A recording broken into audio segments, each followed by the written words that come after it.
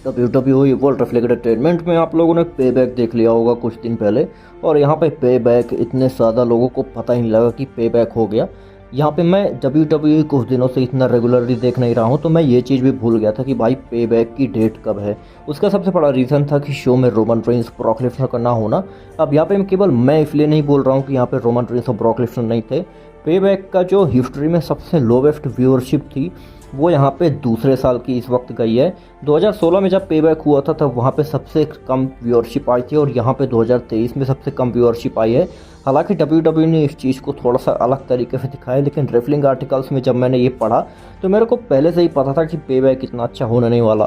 तो यहाँ पे क्यों ब्रॉक लेसनर और रोमन रेंस के बिना ये पे बैक इतना ज़्यादा बेकार हो जाता है। आज मैं केवल ब्रॉक लेसनर और रोमन रेंस की बात नहीं करूँगा, थोड़ा सा बिजनेस के हिसाब से समझाऊंगा कि WWE में मार्केटिंग किस तरीके से होती है और किस तरीके से ऑडियंस यहाँ पे शो को देखने पहुँचती है। तो यहाँ पे किस तरीके से ये चीज़ें होती हैं, तो उसके बारे में बात करने वाला हूँ। चैनल को सब्सक्राइब कर दीजिए इस तरीके के सिनेमैटिक वीडियोस अगर आपको देखने अच्छे लगते हैं और यहाँ पे कुछ अलग तरीके से आप WWE के बिजनेस को आप समझने वाले हो। अब देखो होता क्या है, यहाँ पे अगर रोमन रेंस 2020 में पे बैक में आए थे ना, तो वो सबसे ज़्यादा हाईएस्ट पे बैक वाला मोमेंट था जो कि WWE में लगभग 19 मिलियन लोगों ने देखा था। मैं रिकैप की बात कर रहा हूँ, पे बैक के उस मोमेंट को बहुत बार रिकैप में प्ले किया गया था। उसमें था क्या, रोमन रेंस ने यहाँ पे यूनिवर्सल चैंपियनशिप जीती थी। तो यहाँ पे WWE ने किस तरीके से मार्केटिंग की, अगर आप इंस्टाग्राम में जाके देखते हो 3 या 4 दिन से पहले, तो यहाँ पे जब रोमन रेंस शो पे नहीं थे उसके बावजूद भी WWE ने 15 से ज़्यादा पोस्ट की रोमन रेंस से जुड़ी हुई। और खास करके सबसे बड़ा जो मोमेंट था वो जब रोमन रेंस ने यूनिवर्सल चैंपियनशिप जीती थी, तो पे बैक में उसको हाईलाइट करके दिखाया गया। अब 2023 में जो मैचेस थे पे बैक के, यहाँ पे रोमन रेंस इसमें नहीं थे। इसमें मेन इवेंट था Shinsuke Nakamura versus Seth Rollins का। और यहाँ पे बैक में एक और बड़ा मैच था जहाँ पे जॉन सीना गिफ्ट रेफरी बने थे, the miss versus LA Knight का। अब यहाँ पे आप ये बताओ कि क्या इन सुपरस्टारों के आप लोगों ने 10 से ज़्यादा बार पोस्ट देखे, तो मैं कहता हूँ कि नहीं। यहाँ पे WWE ने 2 से 3 बार ही पोस्ट किया था। एले नाइट पे बैक में सबसे ज़्यादा हॉटेस्ट आइकन बने थे, लेकिन यहाँ पे एले नाइट का भी ज़्यादा पोस्ट नहीं किया गया। पे बैक पूरा ख़त्म हो गया, ख़त्म होने के बाद WWE ने रिपोस्ट में एले नाइट का वो वाला मोमेंट ज़्यादा पोस्ट नहीं किया। यहाँ पे सेथ रॉलिंस ने शिंसुके नाकामुरा को डिफीट कर दिया था, लेकिन उस मैच के भी क्लिप्स ज़्यादा WWE ने नहीं किए। अब यहाँ पे देखो 2023 का पे बैक खत्म होने के बावजूद भी WWE ने एक बार फिर से रोमन रेंस का वो चैंपियनशिप जीतने वाला 2020 का मोमेंट डाल दिया। तो यहाँ से आप देख सकते हो कि रोमन रेंस को WWE किस तरीके से लेके चलती है। यहाँ पे रोमन रेंस के नाम की बात नहीं कर रहा हूँ मैं, यहाँ पे मैं बात कर रहा हूँ कि एक फेस को लेके WWE किस तरीके से रिएक्ट करती है।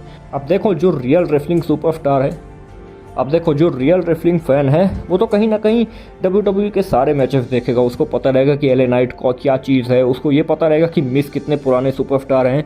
उसको शिंसुके नाकामुरा से भी बहुत ही ज़्यादा लगाव रहेगा और वो खुश रहेगा कि शिंसुके नाकामुरा को काफ़ी सालों बाद यहाँ पे मिड कार्ड से सीधे उठा के मेन इवेंट में डाल दिया। लेकिन एक बार फिर से आप थोड़ा सा रिमाइंड करो कि क्या शिंसुके नाकामुरा अगले पेपर व्यू में मेन इवेंट डिजर्व करेंगे, तो मैं बोलता हूँ नहीं करेंगे, क्योंकि वहाँ पर Roman Reigns, Seth Rollins, Brock Lesnar आपको देखने को मिलेंगे। तो यहाँ पे इस वजह से जो बड़े बड़े पेपर व्यूज़ में जिसमें आपको ब्रॉक लेसनर और रोमन रेंस देखने को नहीं मिलते हैं, तो उन पेपर व्यूज़ के हालात बहुत ही ज़्यादा ख़राब हो जाते हैं। अब देखो WWE का बिजनेस किस तरीके से काम करता है। यहाँ पे WWE क्यों रोमन रेंस के पोस्ट और ब्रॉक लेसनर के पोस्ट, जॉन सीना के पोस्ट, पे बैक से रिलेटेड बहुत ज़्यादा पोस्ट कर रही थी, उसका एक रीज़न है कि यहाँ पे WWE को मर्चेंडाइज सेल करना होता है और उसके बाद दूसरी तरफ से यहाँ पे प्रीमियम टिकट सेल करने पड़ते हैं अपने शोज़ में। तो वहाँ पे देखो WWE ने पे बैक में पूरे एरिना को सोल्ड आउट कर दिया था, 18 से 19 हज़ार लोग जितने भी थे। और यहाँ पे उसके पहले जॉन सीना क्योंकि वापस आ गए थे तो मर्चेंडाइज और भी ज़्यादा बिक रही थी।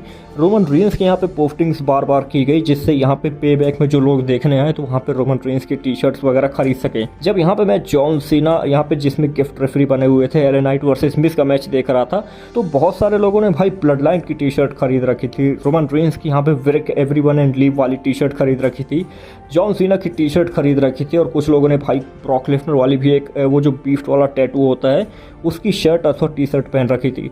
तो यहाँ पे मेरे को उस चीज़ से रियलाइज़ हुआ कि यहाँ पे ये पूरा सीन होता है। और यहाँ पे जब मैंने इंटरनल्स में सर्च किया था, हालांकि ये बात मेरे को 2017 से ही पता था कि WWE का बिजनेस मॉडल किस तरीके से वर्क करता है, लेकिन मेरे को इस तरीके से बताना ये ज़रूरी लगा कि आप समझो कि यहाँ पे किस तरीके से बिजनेस मॉडल अफेक्ट करता है। अब अगर आप लोग सोचोगे कि भाई शिंसुके नाकामुरा को एक मोमेंट मिल गया, तो हाँ मोमेंट मिल गया, लेकिन शिंसुके नाकामुरा के आगे जाएंगे तो नहीं जाने वाले हैं। जब रोमन रेंस, ब्रॉक लेसनर अथवा जॉन सीना कोई भी स्पॉटलाइट में होंगे तो बाकी के सुपरस्टार्स को उतने अच्छे से ट्रीट नहीं किया जाएगा। तो यहाँ पे कुछ इस तरीके से ये वाला वीडियो था। आई होप इस वीडियो से आपको समझ में आया होगा कि पे बैक उतना अच्छा क्यों नहीं था। वीडियो देखने के लिए बहुत बहुत धन्यवाद। Have a nice day.